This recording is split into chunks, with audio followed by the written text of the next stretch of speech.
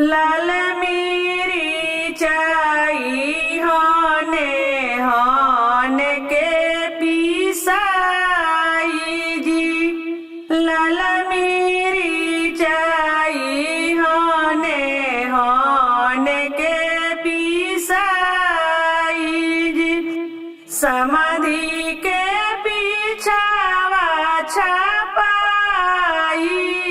जी। समाधि के पीछावा छापाई जी। पीछावा छापाई उनका गले भाई हो। पीछावा छापाई उनका गले भाई हो। इहे हउए मड़वा के दवाई जी। इहे हउए मड़वा के दवाई जी। लाल मिरचाई होने होने के पिसाई जी।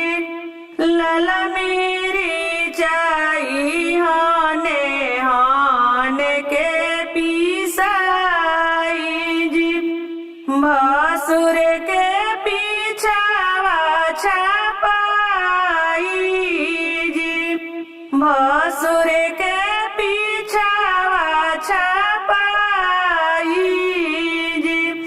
पीछावा छापाई उनका गले भाई हो। पीछावा छापाई उनका गले भाई हो। इहे हउए मड़वा के दवाई जी। इहे हउए मड़वा के दवाई जी। लाल मिरचाई होने होने के पिसाई अगुआ के पीछावा छापाई जी। पीछावा छापाई उनका गले भाई हो।